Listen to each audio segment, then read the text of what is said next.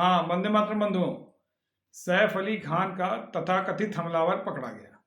सारे राजनीतिक दल एकदम सन्नाटे में हैं, क्योंकि तथाकथित हमलावर बांग्लादेशी निकल गया, वो अवैध बांग्लादेशी। अब किसी दल की हिम्मत तो होगी नहीं बोले, वो भी चुनाव के समय, दिल्ली में चुनाव है, कोई बोल दे उसके खिलाफ।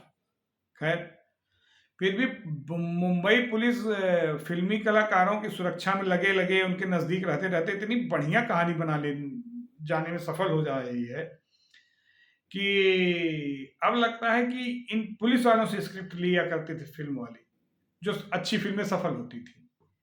अब इस कहानी का कोई और छोर मिलने को एक दूसरे से नहीं कोई कड़ी जुड़ रही है कि एक हमलावर आया और उनके घर में चढ़ा और फिर उनको चाकू मारा, फिर जूता मोजा पहना, ब्रेड की खाया और ब्रश मंजन किया, फिर भाग गए।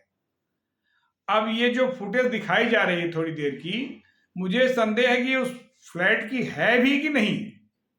मुझे पूरा प्लांटेड कहानी लग रही कि कोई एक बढ़िया ऐसी कहानी तैयार कर दी जाए ताकि जनता के दिमाग से ये घटना वॉश आउट हो जाए।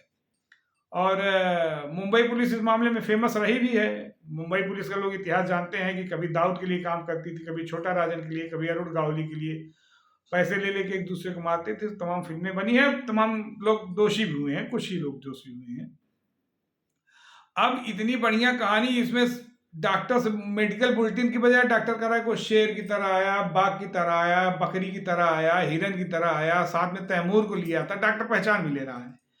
अब ये इतना बढ़िया नाटक बनाया जा रहा है कि डॉक्टर ये नहीं बता रहा है कि उनकी कौन सी दवा लिए, कौन सी ऑपरेशन हुआ या क्या हुआ, बता रहा शेर की तरह आया, बाघ की तरह आया, रियल हीरो। ये सब टोटल मिले हुए नाटकबाज हैं।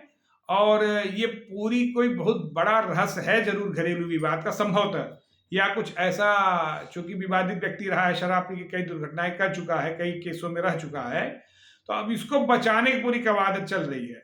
और जब तक कोई एक देश को एक बढ़िया और कहानी नहीं मिल जाएगी तब तक ये कहानी चलेगी। और मुझे लगता है कि जल्दी 1-2-4 दिन में कोई बढ़िया कहानी और मिल जाएगी, तब तक ये कहानी भूल जाएंगे।